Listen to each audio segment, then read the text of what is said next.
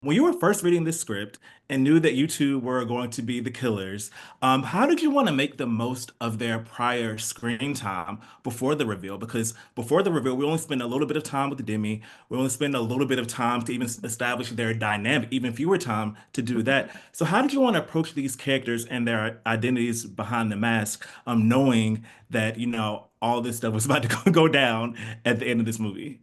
Well, I'll jump in quickly because okay, Yeah. quickly. Honestly, what I was more excited for, I first of all, this character was so familiar because he's a very a stereotype in horror genre where he's like the kind of like the dumb jock. I know I knew I just needed to play that stereotype, and it's pretty easy to play that stereotype. What I was more excited about and more kind of like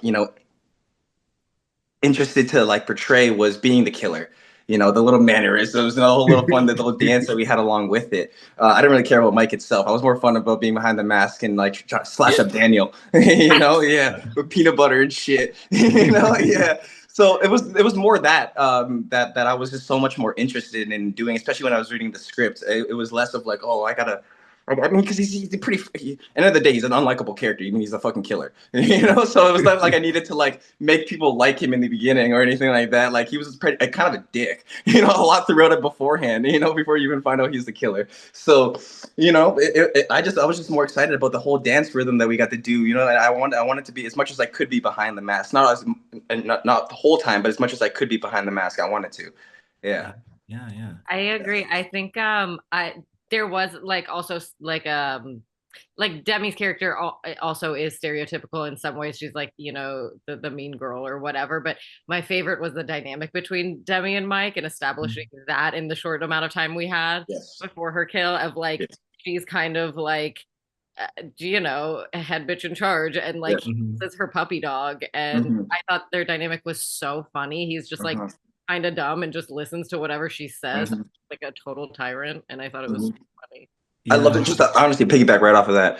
Yeah, what was it was so I love that they played on that dynamic. You would even in the script, her character says, like, oh, she was Fred was trying to help her, you know what I mean, and thinking that she Yeah, was yeah. innocent the whole time, and she's bitching up, be like, bitch, I'm not fucking innocent, you know what I mean? I love that dynamic. I loved being like, I loved playing like I loved playing on this whole honestly this misogynistic kind of idea in film where it was like the man is the one manipulating her, and you know what I mean, and everything like that, where it's Mhm. like no, like I'm a bitch, like I'm just looking, just following what she's saying, She's like, I you know did what I not mean? need Like a man to do this. no, I was yeah, gonna do this right, yeah, exactly. anyway. She's like, you're gonna help me or you're gonna get out of my way. Yeah, exactly. Or she's gonna Yeah. kill, most likely kill me. Like she's Yeah. gonna frame me if I'm not mistaken. Like, Yes. Yeah. I love that about this movie. And Abby, for you, your character is really the only one who resonates with Jason, even in the slightest.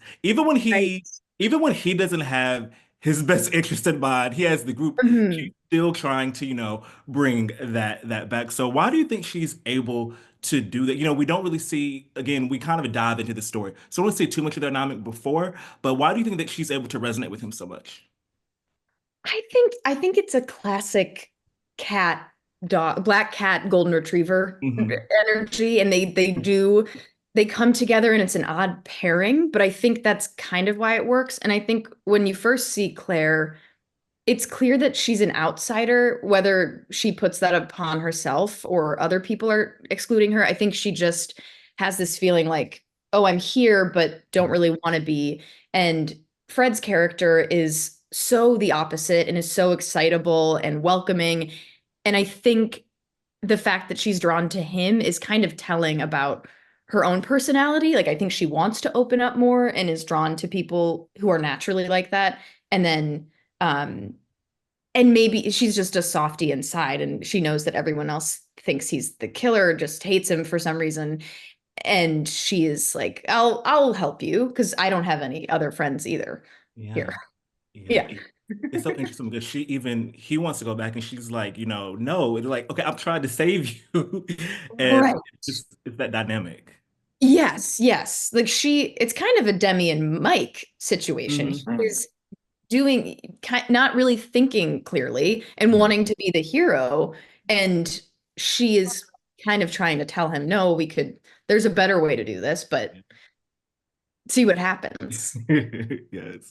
When you first realized that you wanted to go into filmmaking, was this always the type of project that you thought you would do, like this horror comedy, this that moves at such a breakneck pace, like under 90 minutes? Was this something you always thought you would do as far as like writing the script and directing a project specifically like this? In terms of genre, personally, no. I never thought that I would be working in the horror genre. Just growing up, I loved comedies and dramedies and movies like that. But in terms of character, yes, I always wanted to make movies about characters, and as a young person, specifically young characters. And I was so excited about the idea of making like a young ensemble comedy.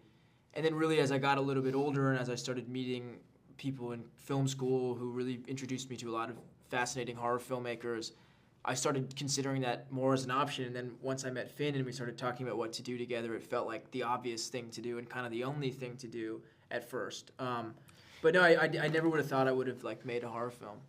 Yeah, I feel like it was, we sort of just picked the genres we knew the most, we're most comfortable also writing. So like to us, the most comfortable thing we were writing is character and like coming of age comedy, because we both grew up with that. And then I like really liked slashers growing up and really liked horror movies and special effects, makeup and all that stuff. So it was sort of just like, it just made sense, I think, for us. Yeah, as sort of like a shared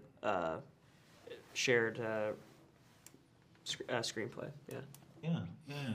And speaking of the genre of this film, Fred, I feel like Jason kind of goes through his own coming of age movie inside of this horror comedy Yeah. throughout the duration of this film. Why do you think a character like this that kind of comes from this perspective is the perfect one to be at the forefront of a film like this?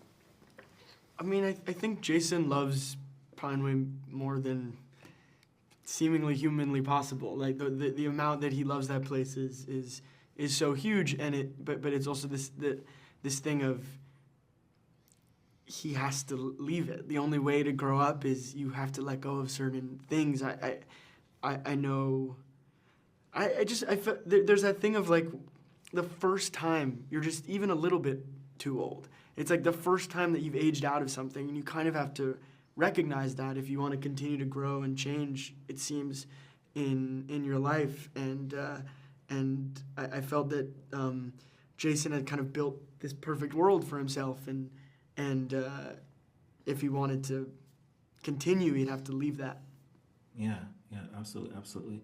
And Finn and Billy, I know that this film is pretty concise as far as runtime, but I feel like there's so many characters, a very expansive ensemble of cast members, and I feel like we get to spend enough time with each of them to kind of feel something about each character. Was that challenging to have do this like big young adult ensemble, but making sure every character in this project feels lived as well? Definitely. Yeah. That was like Thank a you for huge saying conversation that, I mean, we had. Yeah, and that means a lot because that was like a huge, I mean, like that was a huge, I guess, point of conversation when we first started writing the script, because especially with like a slasher comedy, you want the characters to be lived in, and you want to get to know the characters and care about the characters as an audience member, but you also can't fall in love with them too much to where that if they get murdered, then it's like you can't go back, or that's too upsetting. So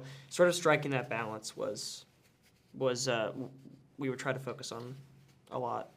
Yeah, it was sort of a pet peeve of ours when a character in a slasher film is just like a body to be killed, and we didn't want our characters to feel like that. And even the ones who are on screen for a shorter amount of time, the actors that we cast, they're like such incredibly specific, interesting people and performers. So it was really helpful to have them breathe life into the characters, and then even if they die, sort of shortly afterwards. Yeah, yeah. And did you always know that in I don't know if it was previous iterations of the script, but was there always going to be two killers at the end? Because I felt like it was interesting because once the reveal happened, it's like I'm like, oh, that makes sense because I felt like there was going to be more to do more. I felt like there needed to be more her dynamic with Mike, and then once this reveal happens, I'm like, oh, that makes sense. So I want to know if that was always the plan to have dual killers.